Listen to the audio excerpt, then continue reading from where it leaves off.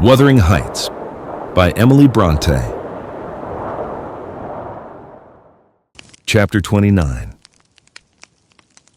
The evening after the funeral, my young lady and I were seated in the library, now musing mournfully, one of us despairingly, on our loss, now venturing conjectures as to the gloomy future. We had just agreed the best destiny which could await Catherine would be a permission to continue resident at the Grange, at least during Linton's life, he being allowed to join her there, and I to remain as housekeeper. That seemed rather too favorable an arrangement to be hoped for. And yet I did hope, and began to cheer up under the prospect of retaining my home and my employment, and above all, my beloved young mistress. When a servant, one of the discarded ones, not yet departed, rushed hastily in and said, "That devil Heathcliff was coming through the court. Should he fasten the door in his face?" If we had been mad enough to order that proceeding, we had not time. He made no ceremony of knocking or announcing his name. He was master, and availed himself of the master's privilege to walk straight in, without saying a word. The sound of our informant's voice directed him to the library. He entered, and motioning him out, shut the door. It was the same room into which he had been ushered, as a guest 18 years before. The same moon shone through the window, and the same autumn landscape lay outside. We had not yet lighted a candle, but all the apartment was visible, even to the portraits on the wall, the splendid head of Mrs. Linton and the graceful one of her husband. Heathcliff advanced to the hearth. Time had little altered his person either. There was the same man, his dark face rather sallower and more composed, his frame a stone or two heavier perhaps, and no other difference. Catherine had risen with an impulse to dash out when she saw him. "Stop," he said, arresting her by the arm. "No more runnings away. Where would you go? I'm come to fetch you home, and I hope you'll be a dutiful daughter and not encourage my son to further disobedience." I was embarrassed how to punish him when I discovered his part in the business. He's such a cobweb, a pinch would annihilate him. But you'll see by his look that he has received his due. I brought him down one evening, the day before yesterday, and just set him in a chair, and never touched him afterwards. I sent Hareton out, and we had the room to ourselves. In 2 hours, I called Joseph to carry him up again, and since then, my presence is as potent on his nerves as a ghost, and I fancy he sees me often, though I am not near. Hareton says he wakes and shrieks in the night by the hour together, and calls you to protect him from me, and whether you like your precious mate or not, you must come. He's your concern now. I yield all my interest in him to you. Why not let Catherine continue here, I pleaded, and send Master Linton to her? As you hate them both, you'd not miss them. They can only be a daily plague to your unnatural heart. I'm seeking a tenant for the Grange, he answered, and I want my children about me to be sure. Besides, that lass owes me her services for her bread. I'm not going to nurture her in luxury and idleness after Linton is gone. Make haste and get ready now, and don't oblige me to compel you." "I shall," said Catherine. "Linton is all I have to love in the world, and though you have done what you could to make him hateful to me, and me to him, you cannot make us hate each other. And I defy you to hurt him when I am by, and I defy you to frighten me." "You are a boastful champion," replied Heathcliff, "but I don't like you well enough to hurt him. You shall get the full benefit of the torment, as long as it lasts. It is not I who will make him hateful to you. It is his own sweet spirit. He's as bitter as gall at your desertion and its consequences. Don't expect thanks for this noble devotion." I heard him draw a pleasant picture to Zillah of what he would do if he were as strong as I. The inclination is there, and his very weakness will sharpen his wits to find a substitute for strength. "I know he has a bad nature," said Catherine. "He's your son, but I'm glad I've a better to forgive it. And I know he loves me, and for that reason I love him. Mr. Heathcliff, you have nobody to love you, and however miserable you make us, we shall still have the revenge of thinking that your cruelty arises from your greater misery. You are miserable, are you not? Lonely like the devil, and envious like him. Nobody loves you. Nobody will cry for you when you die. I wouldn't be you." Catherine spoke with a kind of dreary triumph. She seemed to have made up her mind to enter into the spirit of her future family and draw pleasure from the griefs of her enemies. "You shall be sorry to be yourself presently," said her father-in-law. "If you stand there another minute, be gone, witch, and get your things." She scornfully withdrew. In her absence, I began to beg for Zilla's place at the Heights, offering to resign mine to her. But he would suffer it on no account. He bid me be silent, and then, for the first time, allowed himself a glance round the room and a look at the pictures. Having studied Mrs. Linton's, he said, "I shall have that home. Not because I need it, but—" He turned abruptly to the fire and continued, with what, for lack of a better word, I must call a smile. "I'll tell you what I did yesterday. I got the sexton, who was digging Linton's grave, to remove the earth off her coffin lid, and I opened it. I thought once I would have stayed there. When I saw her face again, it is hers yet. He had hard work to stir me, but he said it would change if the air blew on it, and so I struck one side of the coffin loose and covered it up. Not Linton's side, damn him. I wish he'd been soldered in lead. And I bribed the sexton to pull it away when I'm laid there, and slide mine out too. I'll have it made so. And then by the time Linton gets to us, he'll not know which is which." "You were very wicked, Mr. Heathcliff," I exclaimed. "Were you not ashamed to disturb the dead?" "I disturbed nobody, Nellie," he replied, "and I gave some ease to myself. I shall be a great deal more comfortable now, and you'll have a better chance of keeping me underground when I get there." "Disturbed her?" "No. She has disturbed me night and day through 18 years, incessantly, remorselessly, till yesternight. And yesternight I was tranquil. I dreamt I was sleeping the last sleep by that sleeper, with my heart stopped and my cheek frozen against hers. And if she had been dissolved into earth, or worse, what would you have dreamt of then?" I said. "Of dissolving with her and being more happy still," he answered. "Do you suppose I dread any change of that sort? I expected such a transformation on raising the lid, but I'm better pleased that it should not commence till I share it.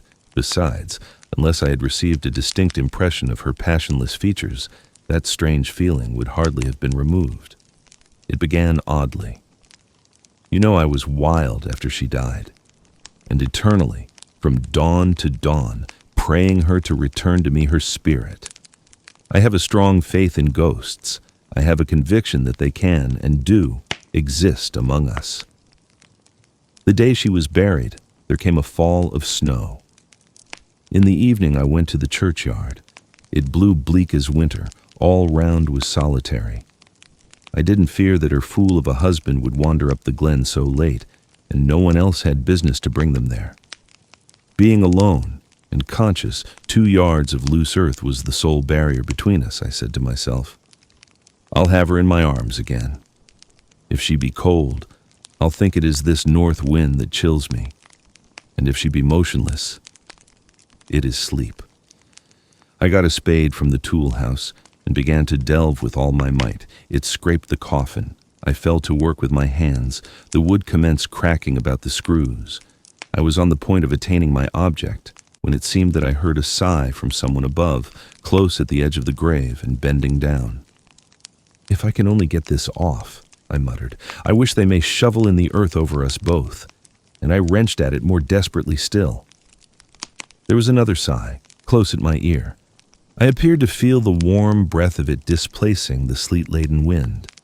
I knew no living thing in flesh and blood was by, but as certainly as you perceive the approach to some substantial body in the dark, though it cannot be discerned, so certainly I felt that Cathy was there, not under me, but on the earth. A sudden sense of relief flowed from my heart through every limb. I relinquished my labor of agony and turned consoled at once, unspeakably consoled. Her presence was with me. It remained while I refilled the grave and led me home.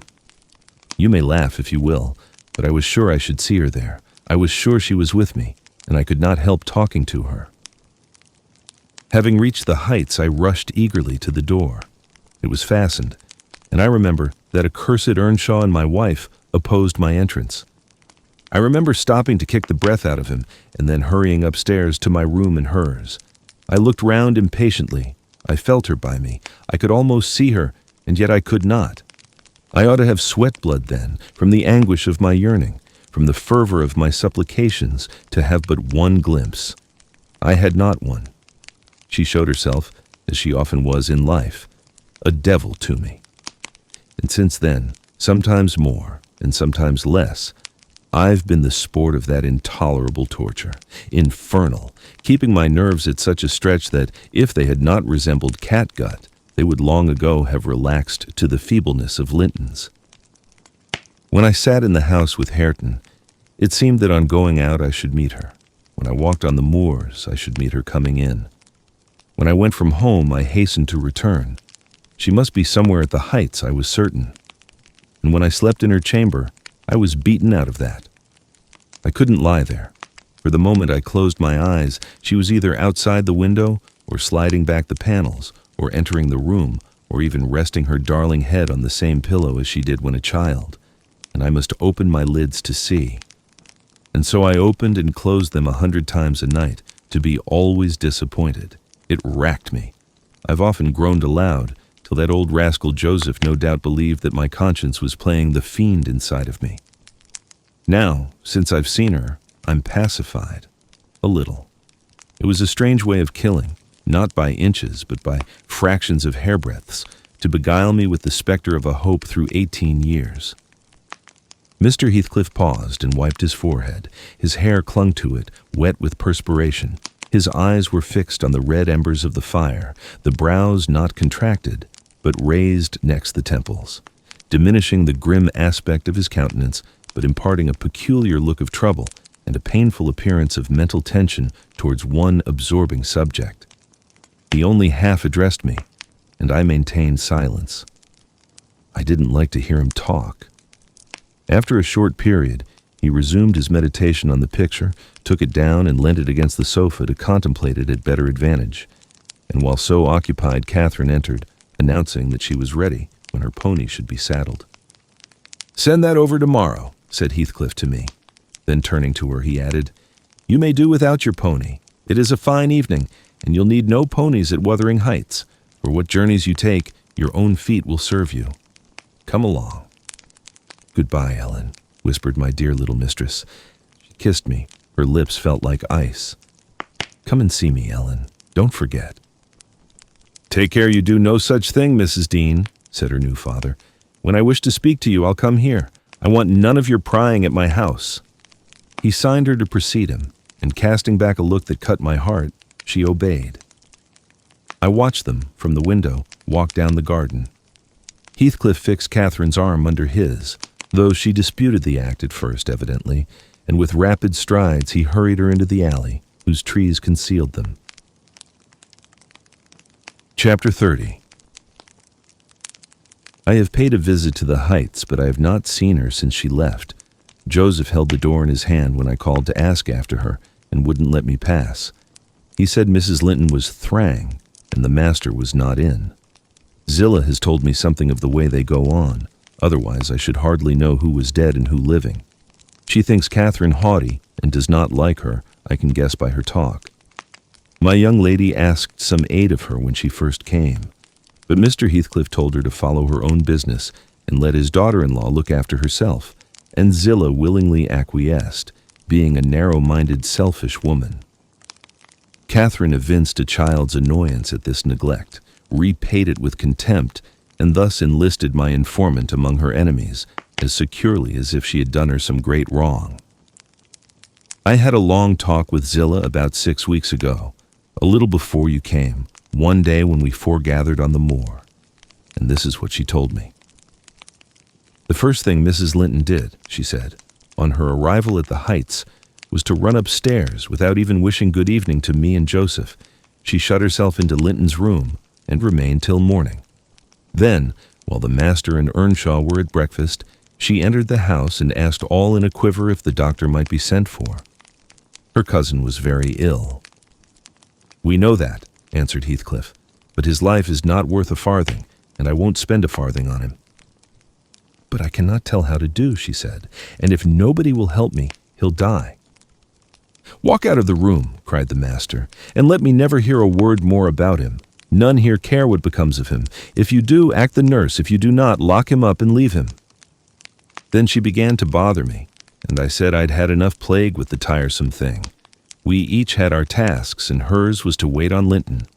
Mr. Heathcliff bid me leave that labor to her. How they managed together, I can't tell. I fancy he fretted a great deal and moaned Hissel night and day, and she had precious little rest. One could guess by her white face and heavy eyes. She sometimes came into the kitchen all wildered-like, and looked as if she would fain beg assistance. But I was not going to disobey the master. I never dare disobey him, Mrs. Dean. And though I thought it wrong that Kenneth should not be sent for, it was no concern of mine either to advise or complain, and I always refused to meddle. Once or twice, after we had gone to bed, I've happened to open my door again and seen her sitting crying on the stairs top, and then I've shut myself in quick for fear of being moved to interfere. I did pity her then, I'm sure. Still, I didn't wish to lose my place, you know. At last, one night she came boldly into my chamber and frightened me out of my wits by saying, "Tell Mr. Heathcliff that his son is dying. I'm sure he is this time. Get up instantly and tell him." Having uttered this speech, she vanished again. I lay a quarter of an hour listening and trembling. Nothing stirred. The house was quiet. "She's mistaken," I said to myself. "He's got over it. I needn't disturb them." And I began to doze. But my sleep was marred a second time by a sharp ringing of the bell, the only bell we have, put up on purpose for Linton. And the master called to me to see what was the matter and informed them that he wouldn't have that noise repeated. I delivered Catherine's message. He cursed to himself, and in a few minutes came out with a lighted candle and proceeded to their room. I followed. Mrs. Heathcliff was seated by the bedside, with her hands folded on her knees. Her father-in-law went up, held the light to Linton's face, looked at him, and touched him. Afterwards, he turned to her. "Now, Catherine," he said, "how do you feel?" She was dumb. "How do you feel, Catherine?" he repeated. "He's safe, and I'm free," she answered. "I should feel well. But," she continued, with a bitterness she couldn't conceal, "you have left me so long to struggle against death alone that I feel and see only death. I feel like death." And she looked like it too. I gave her a little wine. Hareton and Joseph, who had been wakened by the ringing and the sound of feet and heard our talk from outside, now entered. Joseph was fain, I believe, of the lad's removal. Hareton seemed a thought bothered, though he was more taken up with staring at Catherine than thinking of Linton. But the master bid him get off to bed again. We didn't want his help.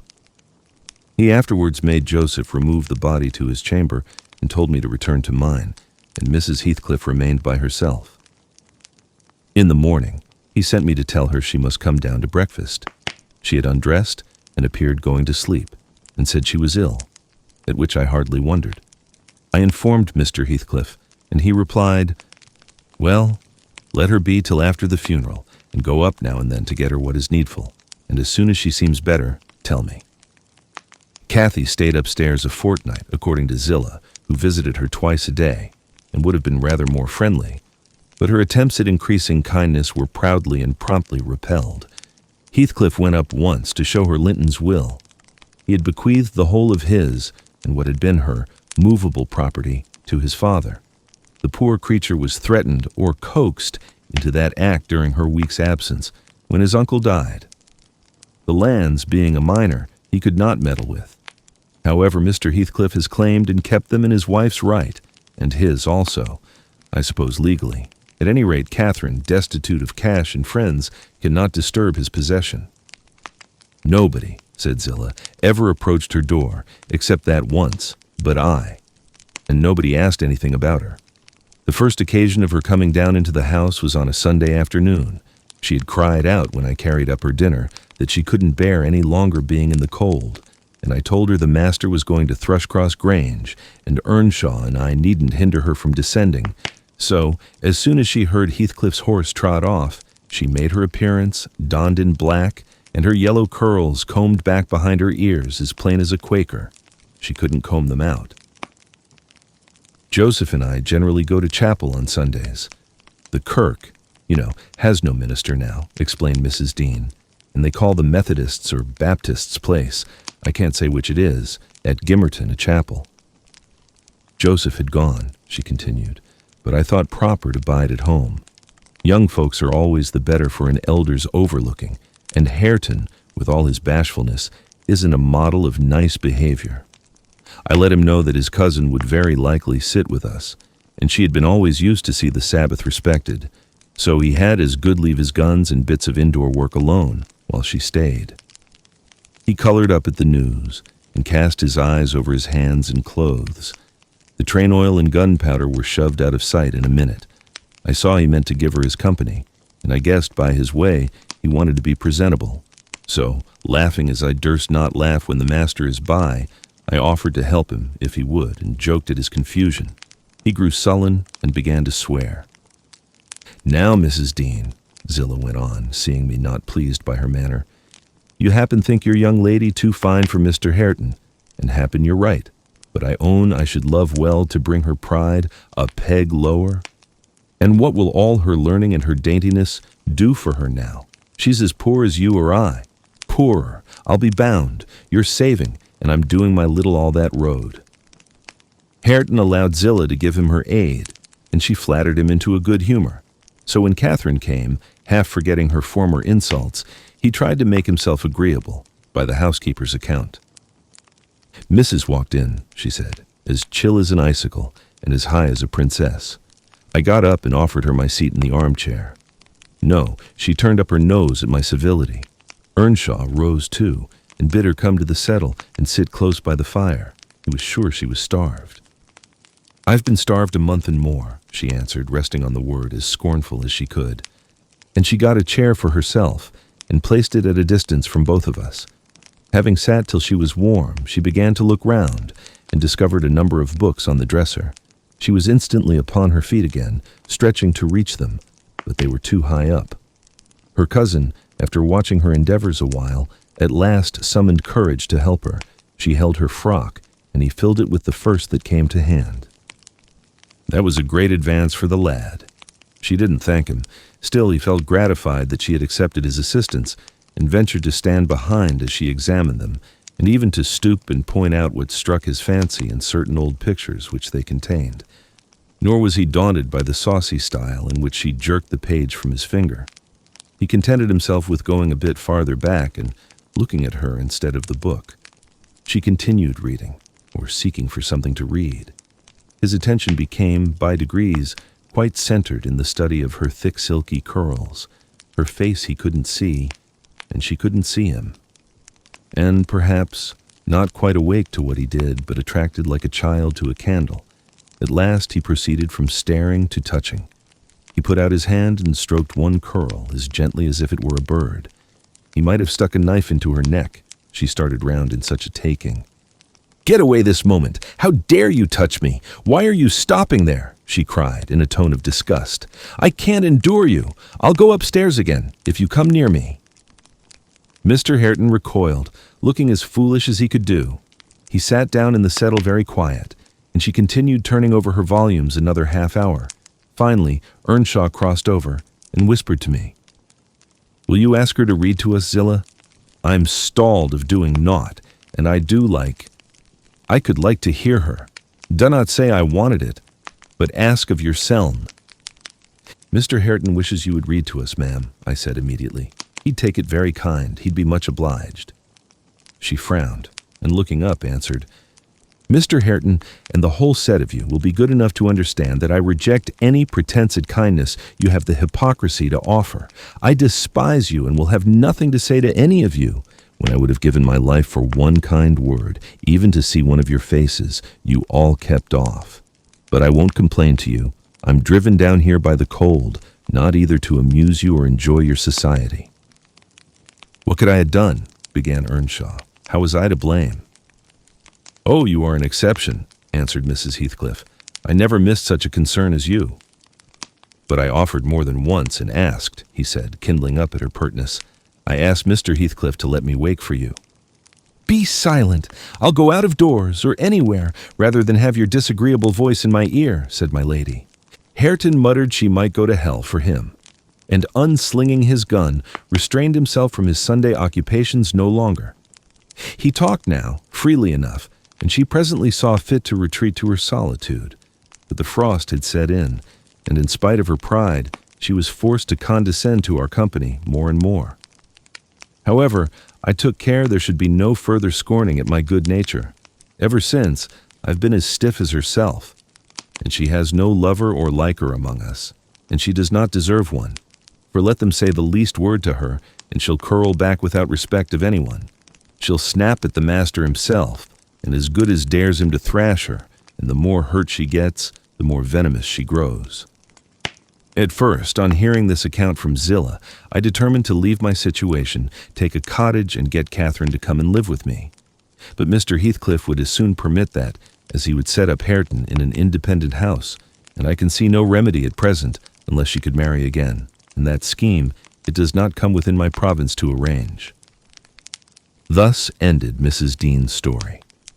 Notwithstanding the doctor's prophecy, I am rapidly recovering strength, and though it be only the second week in January, I propose getting out on horseback in a day or two and riding over to Wuthering Heights to inform my landlord that I shall spend the next 6 months in London, and if he likes, he may look out for another tenant to take the place after October. I would not pass another winter here for much. Chapter 31. Yesterday was bright, calm, and frosty. I went to the Heights as I proposed. My housekeeper entreated me to bear a little note from her to her young lady, and I did not refuse, for the worthy woman was not conscious of anything odd in her request. The front door stood open, but the jealous gate was fastened, as at my last visit. I knocked and invoked Earnshaw from among the garden beds. He unchained it, and I entered. The fellow is as handsome a rustic as need be seen. I took particular notice of him this time, but then he does his best apparently to make the least of his advantages. I asked if Mr. Heathcliff were at home. He answered, no, but he would be in at dinner time. It was 11 o'clock, and I announced my intention of going in and waiting for him, at which he immediately flung down his tools and accompanied me in the office of watchdog, not as a substitute for the host. We entered together. Catherine was there, making herself useful in preparing some vegetables for the approaching meal. She looked more sulky and less spirited than when I had seen her first. She hardly raised her eyes to notice me, and continued her employment with the same disregard to common forms of politeness as before, never returning my bow and good morning by the slightest acknowledgement. She does not seem so amiable, I thought, as Mrs. Dean would persuade me to believe. She's a beauty, it is true, but not an angel. Earnshaw surlily bid her remove her things to the kitchen. "Remove them yourself," she said, pushing them from her as soon as she had done, and retiring to a stool by the window where she began to carve figures of birds and beasts out of the turnip parings in her lap. I approached her, pretending to desire a view of the garden, and as I fancied, adroitly dropped Mrs. Dean's note onto her knee, unnoticed by Hareton, but she asked aloud, "What is that?" and chucked it off. "A letter from your old acquaintance, the housekeeper at the Grange," I answered, annoyed at her exposing my kind deed, and fearful lest it should be imagined a missive of my own. She would gladly have gathered it up at this information, but Hareton beat her. He seized and put it in his waistcoat, saying Mr. Heathcliff should look at it first. Thereat, Catherine silently turned her face from us, and, very stealthily, drew out her pocket-handkerchief and applied it to her eyes, and her cousin, after struggling a while to keep down his softer feelings, pulled out the letter and flung it on the floor beside her, as ungraciously as he could. Catherine caught and perused it eagerly. Then she put a few questions to me concerning the inmates, rational and irrational, of her former home, and gazing towards the hills, murmured in soliloquy, "I should like to be riding Minnie down there. I should like to be climbing up there. Oh, I'm tired, I'm stalled, Hareton." And she leant her pretty head back against the sill, with half a yawn and half a sigh, and lapsed into an aspect of abstracted sadness, neither caring nor knowing whether we remarked her. "Mrs. Heathcliff," I said, after sitting some time mute, "you are not aware that I am an acquaintance of yours. So intimate that I think it strange you won't come and speak to me. My housekeeper never wearies of talking about and praising you, and she'll be greatly disappointed if I return with no news of or from you, except that you received her letter and said nothing." She appeared to wonder at this speech and asked, "Does Ellen like you?" "Yes, very well," I replied hesitatingly. "You must tell her," she continued, "that I would answer her letter, but I have no materials for writing, not even a book from which I might tear a leaf." "No books!" I exclaimed. "How do you contrive to live here without them? If I may take the liberty to inquire, though provided with a large library, I'm frequently very dull at the Grange. Take my books away, and I should be desperate." "I was always reading when I had them," said Catherine, "and Mr. Heathcliff never reads, so he took it into his head to destroy my books. I've not had a glimpse of one for weeks. Only once I searched through Joseph's store of theology, to his great irritation, and once, Hareton, I came upon a secret stock in your room, some Latin and Greek, and some tales and poetry, all old friends. I brought the last here, and you gathered them, as a magpie gathers silver spoons for the mere love of stealing.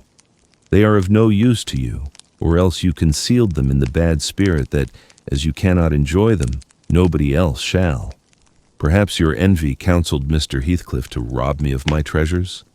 But I've most of them written on my brain and printed in my heart, and you cannot deprive me of those."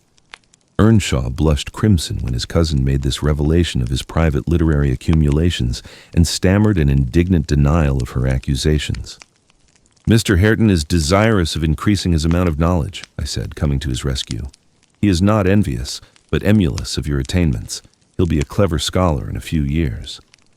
"And he wants me to sink into a dunce meantime," answered Catherine. "Yes, I hear him trying to spell and read to himself, and pretty blunders he makes. I wish you would repeat Chevy Chase as you did yesterday. It was extremely funny. I heard you turning over the dictionary to seek out the hard words, and then cursing because you couldn't read their explanations." The young man evidently thought it too bad that he should be laughed at for his ignorance, and then laughed at for trying to remove it. I had a similar notion, and, remembering Mrs. Dean's anecdote of his first attempt at enlightening the darkness in which he had been reared, I observed, "But Mrs. Heathcliff, we have each had a commencement, and each stumbled and tottered on the threshold. Had our teachers scorned instead of aiding us, we should stumble and totter yet." "Oh," she replied, "I don't wish to limit his acquirements. Still, he has no right to appropriate what is mine, and make it ridiculous to me with his vile mistakes and mispronunciations. Those books, both prose and verse, are consecrated to me by other associations, and I hate to have them debased and profaned in his mouth. Besides, of all, he has selected my favorite pieces that I love the most to repeat, as if out of deliberate malice." Hareton's chest heaved in silence a minute. He labored under a severe sense of mortification and wrath, which it was no easy task to suppress. I rose, and, from a gentlemanly idea of relieving his embarrassment, took up my station in the doorway, surveying the external prospect as I stood. He followed my example and left the room, but presently reappeared bearing half a dozen volumes in his hands, which he threw into Catherine's lap, exclaiming, "Take them! I never want to hear or read or think of them again." "I won't have them now," she answered. "I shall connect them with you and hate them." She opened one that had obviously been often turned over and read a portion in the drawling tone of a beginner, then laughed and threw it from her.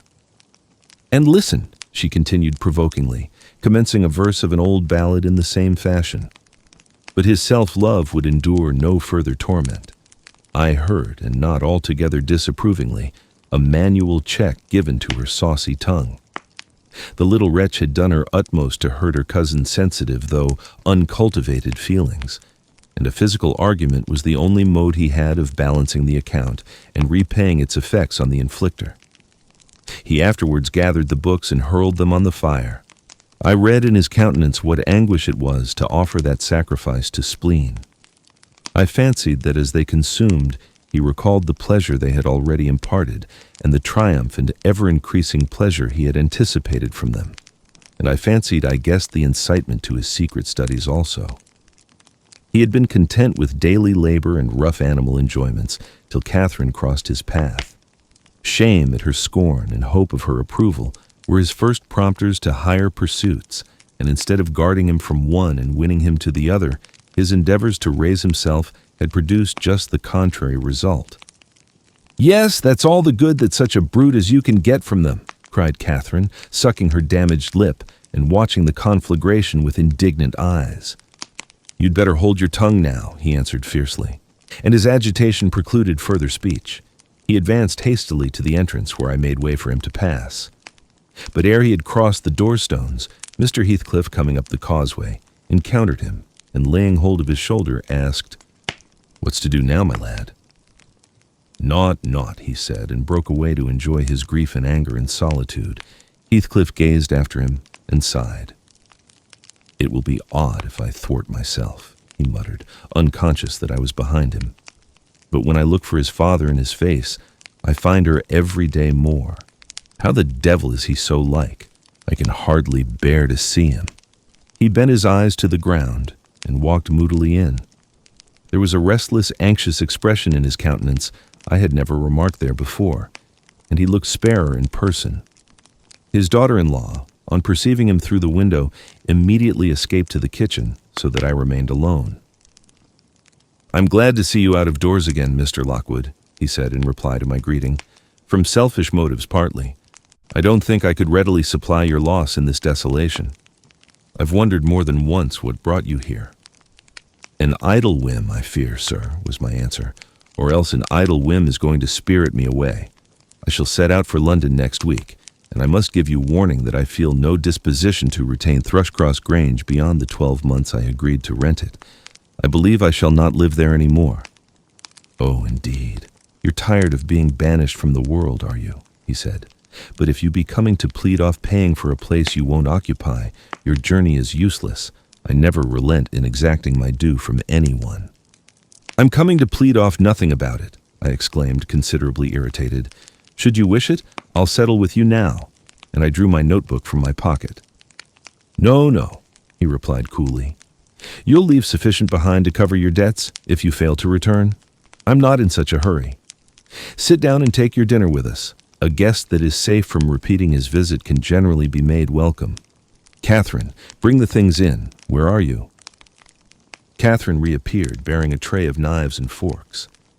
"You may get your dinner with Joseph," muttered Heathcliff aside, "and remain in the kitchen till he is gone." She obeyed his directions very punctually. Perhaps she had no temptation to transgress. Living among clowns and misanthropists, she probably cannot appreciate a better class of people when she meets them.